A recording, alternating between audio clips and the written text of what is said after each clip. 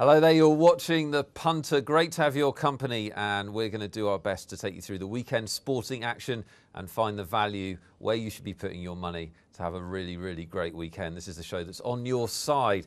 Now, with me to pick through this weekend's football is the one and only Flash. Gordon Watson is in studio with me. Flash, we've had a great week's football. Before we get onto this weekend, this week's been a tremendous week, I mean, it was. It all started off in the 95th minute at the Emirates on Monday night when Vermaelen runs 90 yards, shows real desire, professionalism. And to be fair, Arsenal did deserve it. But on the other side of the coin, if you support Newcastle, you'd be absolutely devastated because they put a real shift in. Yeah, absolutely. Europe was midweek. We're just coming off last night, the Europa League. And more pertinently, we've just had the Champions League draw, which is potentially perhaps change sentiment a little bit. It's an interesting draw. Barcelona haven't got it easy if they're going to repeat, have they? No, they've probably got the hardest draw, to be fair. But again, Barcelona, they know that they've got to beat everyone, and everyone knows if they want to get to the final, they're going to have to, if they're going to win it, they're going to have to meet Barcelona at some stage. Yeah, it's one of those things where I say they've got a hard draw. It's obviously a much harder draw for the teams that have to play them. And exactly, and it was only a couple of years ago that it was Inter Milan that went to Barcelona and won. So, I mean, if they can then do the double, you've still got to fancy Barcelona to come through over the two legs, but it will be tight. Quick look at the odds to win the Champions League then, and obviously Barca a favourite, Real Madrid second, and then it seems like the general consensus is those are the best two teams in Europe, and then there's a gap. Well, no, I mean, my chip is Bayern Munich, even more so now because you look there, you've got Bayern Munich at 11-2. Now, if Milan then beat Barcelona, then you're looking at a Bayern Munich-Milan semi, and you'll think that the winner's going to come from either Bayern Munich or Real Madrid, because you see Real Madrid, they're a shoo-in for the final for me, because if they get through a poll, which obviously is just great for them to even be involved, and they've been rewarded with a two-legged tie with Real Madrid. Yeah, but then fantastic for them. But then you've got Benfica, and they'll play Chelsea or them, and again, they're not going to stand in the way of Real Madrid. So Real Madrid will be in the final. And then it's, for me, Bayern Munich or Barcelona. You can see it already, can't you? Yeah, I mean, it's fantastic. From a football point of view, it's absolutely fantastic. Just a very quick word on the Europa League. Both the Manchester clubs have gone out, which has left it wide open. I think they're going three favourites, the three Spanish clubs, Valencia, Bilbao, and the other one that I can't remember. But the three Spanish clubs, so it's very open. I was interested to see that Sporting Lisbon are still 12-1 after knocking out Man City. Yeah, and that's mainly because they've flown under the radar. I mean, I think they're third or fourth in their league. A lot of people thought that Man City were a shoo-in because they'd already dumped out the champions of Portugal in Porto. Yeah. And then Sporting Lisbon come along. They've just put 2 and 2 together and come up with 78. They've just said, oh, they've beat Porto, so they'll beat Lisbon. And it was never going to be that way, especially when Man City didn't score in the first leg. Okay, well, great European football, and of course you can bet on that for a couple of more months. We're going to get to this weekend's action now. It's FA Cup weekend, and the FA Cup, people debate its prominence and how important it is from a betting point of view. Of course, it's still great entertainment, which is a wonderful thing about betting. It doesn't really matter. You don't have to worry about things like, is the FA Cup important or not? You can still have a punt. Yeah, will I win? Yeah, will I win is what's important. How do you see this competition? We're going to take a look at the odds to win the FA Cup outright at the moment. A couple of the big teams have been knocked out. Tottenham favourites. I mean, Tottenham are favourites. I think that it's a tough tie they've got at home to Bolton because they have been stuttering recently. Really big time. And Bolton are quite resilient. They are showing quite a bit of fight. I mean, they keep going for the whole 90 minutes. I mean, my tip at the very beginning was Liverpool. I'm not going to go away from them. Chelsea, obviously, they're playing Leicester, and Leicester are the outsiders. So you need a bit of luck in the draw, but you can see, obviously, Chelsea going through. Everton, very interesting, because obviously they made 6 changes the other night at Merseyside derby. Yeah. They must win. Otherwise, David Moyes has had a really bad week. Yes, it's been the anniversary of his 10th year there, but if he goes to and loses to Merseyside at the expense of then going through, that's fair enough. But if he doesn't go through, then it's all gone pear-shaped. Liverpool fans were singing 10 more years, I think. That was. Oh, were they? Give him 10 more years. I mean, he hasn't won there in 10. He's done a fantastic job at Everton, to be fair. Brilliant. And he's had his hands tied. He's had to work with what he's given. And the thing is, the fans come week in, week out. I'm slightly surprised looking at these odds. If I was going to have a bet on this, and I'm not, but if I was, I would be backing Chelsea. They're 3-1 third favourites. They're at home to Leicester in this round. And you could argue they're the best team left in it. Yeah, you could, but you don't know what Chelsea's going to turn up. And, Yeah. and the big thing with, they've got Champions League now. I mean, who's going to play? Is he going to rest some of the big guns? That's But a Leicester, great point. And of course, that's the point. and the thing is with Leicester will be so well organised that they will stay in the game as long as possible, and then anything can happen from set pieces. And they have got Beckford and Nugent, both Premiership experience, and with Beckford's FA Cup pedigree, he scored against Tottenham, he scored against Man United when he was at Leeds, so he might just fancy the treble and go with score against Chelsea as well. And very quickly, before we leave the outright odds, I have to give a shout out to Neil Channing, our resident punter, who's working very hard today on his Cheltenham picks. He was working from 7 o'clock in the morning. His tip, which still carries some charity money, Sunderland, still in at 8-1. I think we've got them at 50-1 from memory. Yeah, again, that's the kids going hungry again, because I fancy Sunderland will bow out. And well, let's get into that game. Goodison. That's our first game in the FA Cup. Everton, Sunderland. Very quick look at the match odds for you. You fancy Everton? I do, yeah. Everton must win. I mean, that's a great around even money for Everton. They must win because of what's gone on Monday night. I think that Moyes has had his whole focus on this game and progressing. It's their only chance of silverware. And with Liverpool winning the other cup, you can see that they fancy that they could take the FA Cup. Yeah, if you fancy Martin O'Neill's to carry on the miracle he's worked, 3-1 there. Tottenham versus Bolton is the next game on Saturday. 2 games on Saturday, 2 games on Sunday. Tottenham big favourites. You've already said Bolton not completely out of this. Tottenham struggling recently. Is 8-1 big enough to get you interested in actually betting on them to win? No. I'd go with a draw. You go with a draw? I'd go with a draw because I expect it to be tight for quite a long period. And in which case you can have a look at it, and then when it gets down to evens, you can either bow or you can take another view on the game. But at 4-1, the draw, that would normally be, if this was a normal league game, that would normally be 12-5. So you're getting massive value on a draw, and Bolton, they're getting a week off from the Premiership. Yeah. Premiership's an absolute slog for them at the minute. Yeah, they're going to play with a little bit less inhibition. Exactly, and they have got players that on their day can produce. Okay. Chelsea-Leicester is the first game on Sunday in the FA Cup. Chelsea, of course, big favourites, but I don't know. I mean, I know you fancy Leicester, but I'd be putting Chelsea in my accumulators and everything. I think Chelsea's second team would beat Leicester. Well, no, but the thing is, Leicester have already been to Norwich, and Norwich haven't hardly been beaten at home all year. And Leicester could have put 4 or 5 past them on that given day. Leicester will be so organised, they will know the game, and they will be disciplined, and they will work. People are going to have to admit he's a good manager at some point, aren't they? Oh, Di Matteo or Pearson? Pearson. Pearson's a great manager. Yeah. I mean, he's come through the England ranks as well. He's done the under-16s, under-18s. He's done the under-21s. Yeah. So he really is a great leader, and there's no stone unturned. Now, if Chelsea put their best foot forward, Chelsea win. But it is the FA Cup. They haven't been pulling up any... they haven't been doing the business, basically. They were 1-0. They beat a 10-man Stoke last week. Yeah. If they put in the dodge performance, especially after the come down from the other night, then 10-1 Leicester, it is a bit skinny when we sometimes see Premiership sides at 14-1. Yeah, I think it's skinny. I think Leicester should be a bigger price than that. But I've got Chelsea to win 1-0 anyway, just straight through. Okay. The last game in the FA Cup weekend is Liverpool-Stoke. As a Liverpool fan, I am...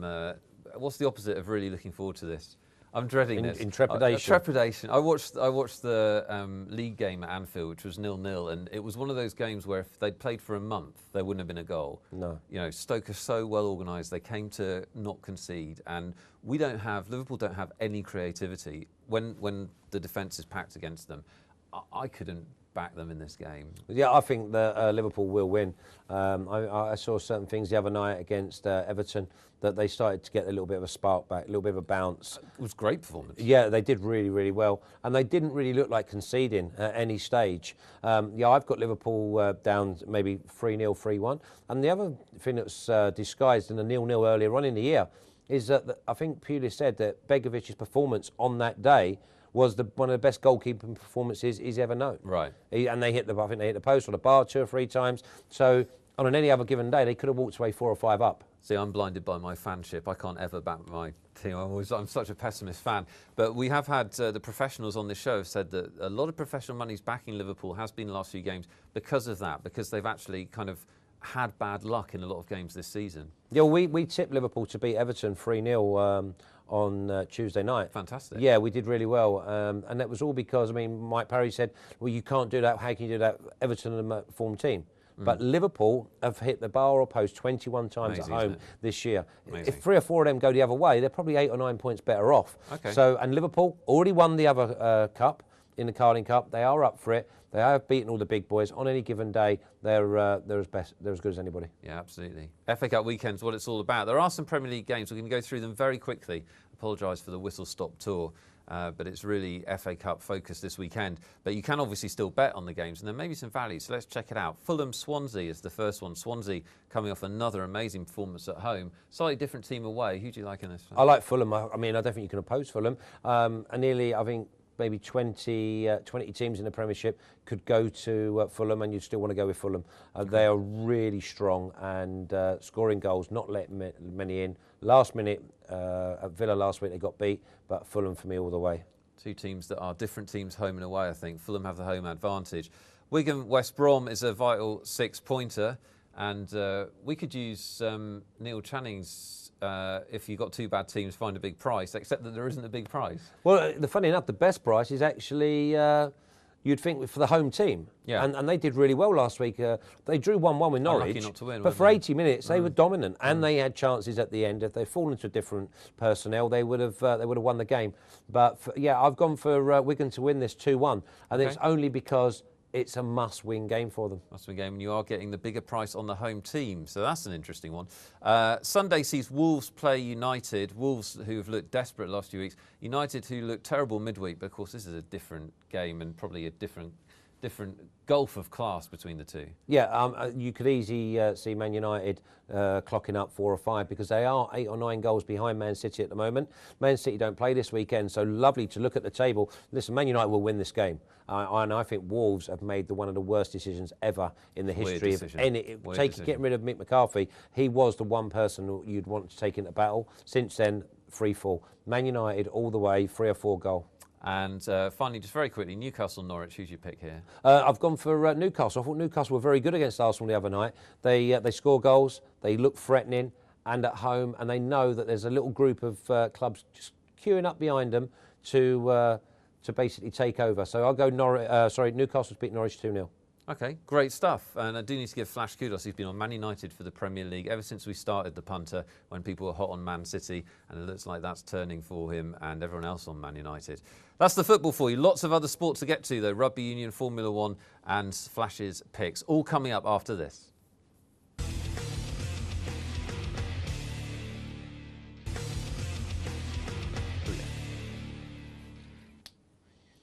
Welcome back to the punter. We're looking at this weekend's sport as ever. What else would we be doing? What else will you be doing except for looking for a good bet this weekend? We've taken care of the football, so now we're going to look at other sports, and there's a lot going on. Six Nations is reaching its climax, and whether you're into rugby or not, if you like a bet, it's a fantastic sport to bet on, especially because you can bet with the handicap, with the points. The games have all been close and they've gone backwards and forwards. It's a lot of fun to bet on, isn't it, Vash? Yeah, it's brilliant. I mean, it's just everything you would want, because nothing's open and shut. I mean, it's just one of them. You've always got a chance to get the right thing in your favour. Yeah, look at that game last week where I have to say I was delighted to see the French lose, because that's just fun.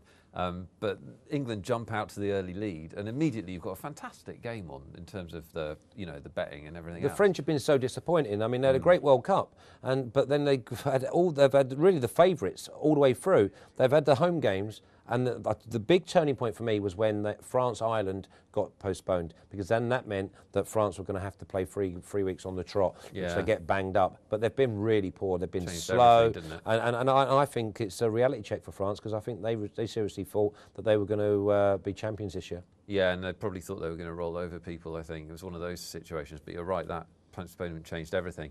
Let's look at this weekend's games. You're allowed to bet on all of them, which is a pleasure. Italy-Scotland is up, and two of the poorer teams in the Six Nations. Any interest in this one, Flash? You see any value? Yeah, I mean, I think you've got to go with Scotland, because obviously Italy are the worst side. But it's going to be one of them where there'll hardly be any tries, so it's on the penalties. Now, Italy love penalties. Italy at home against Scotland. Scotland odds on.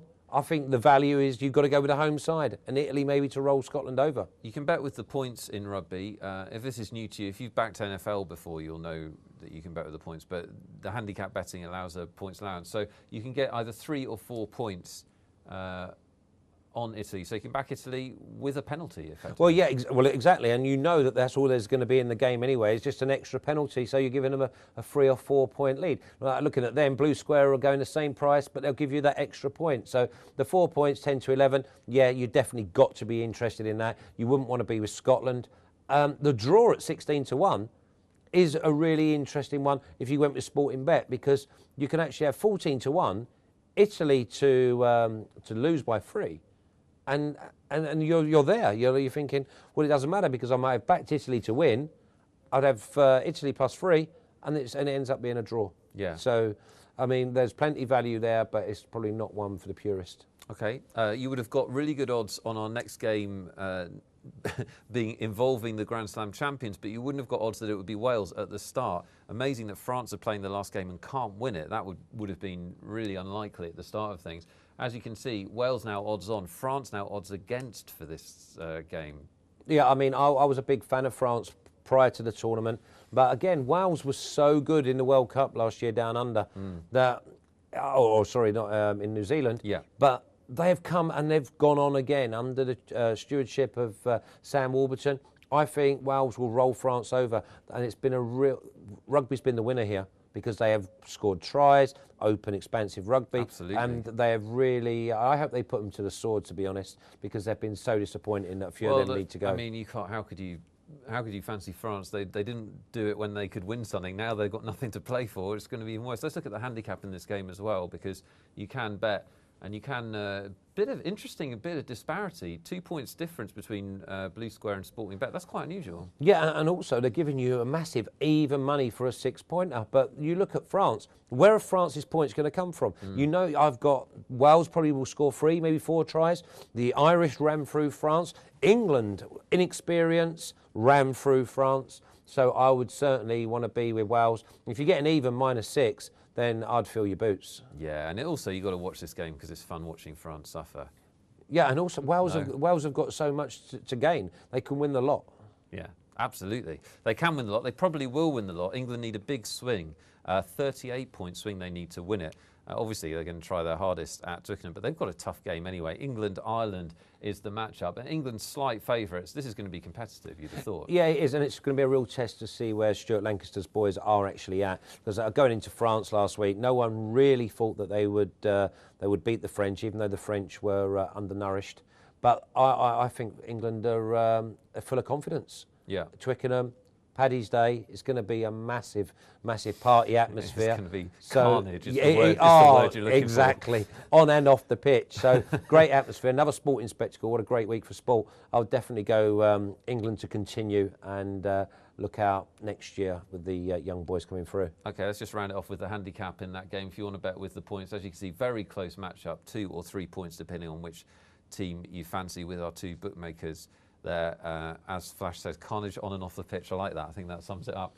You did say, Flash, is a great weekend for sport. It is, because we've also got the Formula 1 season getting into gear. See what I did there? That was inexcusable. Getting into gear.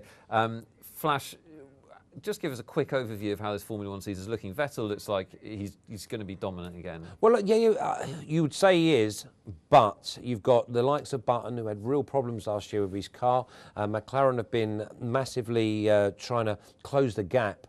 I mean, you look at Vettel and you look at Webber, they're both in the same type of car, and yet Webber was nowhere to be seen on a majority. All of it, for me, came down to Vettel producing, when he needed it, in the last sessions, on pole. Once he leads, he's gone. But when he was put under pressure, he had a little wobble up. If you remember, especially when it rains, remember then Button was 23rd on the grid, came right through, got up to 2nd. Vettel had a little wobble up, and he came through and won. So for me, I'm going to be with Button and McLaren this year, and Ferrari nowhere. Okay, well, we're going to take the views of a Formula 1 broadcaster. Why wouldn't we? The season's about to kick off. Martin Havers. Martin, thanks for joining us today. Great to be talking to you. You must be very excited for the start of the season. Very excited, very tired. Yes, it's that wrong time of the day thing, but yeah, it looks like if you follow the records, then yes, Sebastian Vettel should be a shoe-in to be the youngest three-time consecutive world champion. But this year, it would seem that actually the field is going to be very close. The free practice was wet, the first and second free practice periods today in Melbourne. And, well, Michael Schumacher was quickest in the second. Jenson Button, Lewis Hamilton, first and second in the first free practice. Now, because it's a different kind of a racetrack, that doesn't really tell us very much. It's public roads, so it starts off, as they call, very green, covered in dust and diesel and all the other muck that you get on roads. And it tends to get faster as the weekend goes on. So, yeah, Saturday afternoon might be where Vettel works his magic again. But it's by no means certain that the Red Bull is going to be a big step ahead of anyone else. McLaren have certainly started the season looking far stronger in testing than by a long way than they did last year, and they won races last year. Ferrari looked to be in all sorts of disarray, but Mercedes might be a big dark horse. They could well be in amongst the top three cars. They might even leapfrog Ferrari. All right, we do have the odds for qualifying, Martin. Sebastian Vettel, as you'd expect, is the short price favourite. Lewis Hamilton second. What are the chances in your mind of an upset in qualifying? In qualifying, again, honestly, I don't think anybody has the faintest idea. Vettel is genius at finding the lap, but so too is Hamilton. And if it's going to be a McLaren on pole, if it's dry, it'll be Lewis.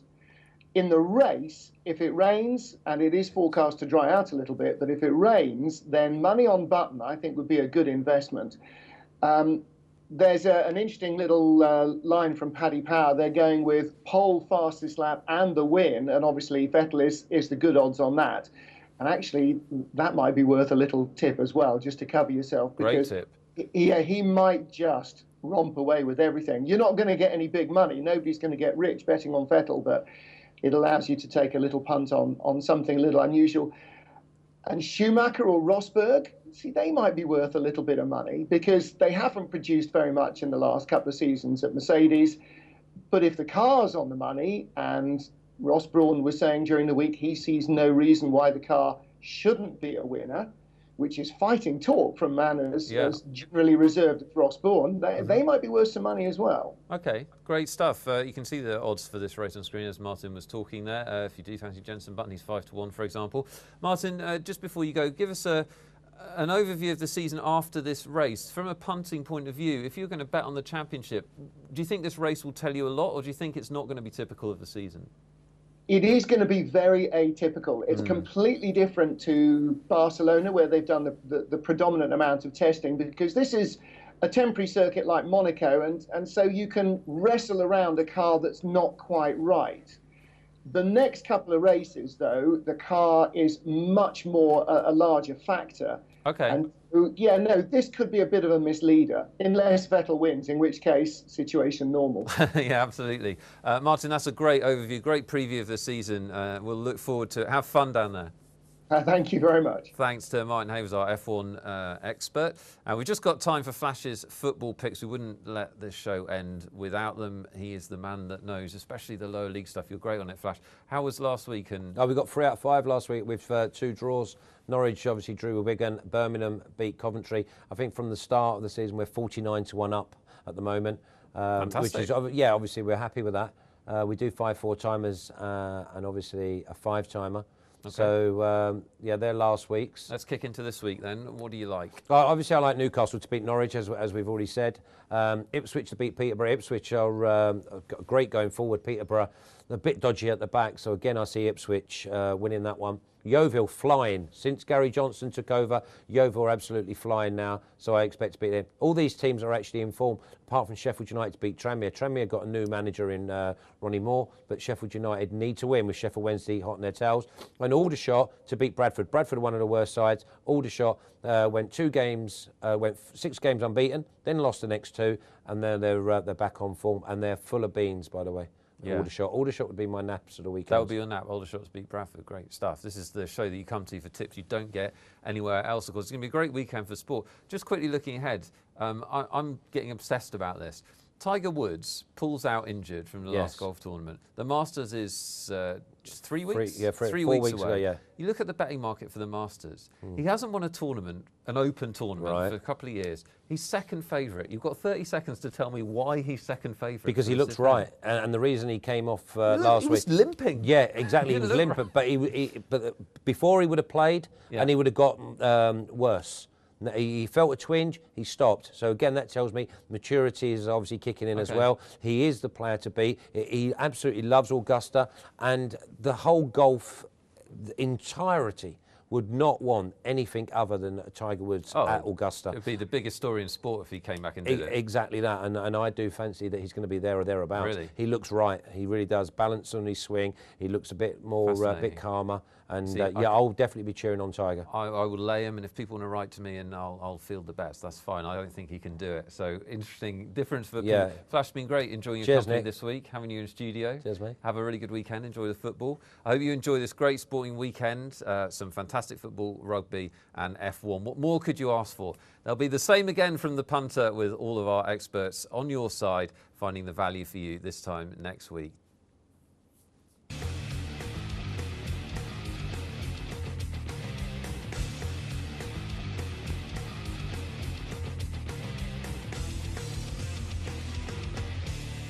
Stay ahead of the game with Sports Tonight Live. Don't miss a thing. Subscribe to our YouTube channel. Search for Sports Tonight Live on Facebook and like our fan page. Follow Sports Tonight TV on Twitter and tweet us your thoughts and opinions. Sports Tonight Live, it's the platform for the fans.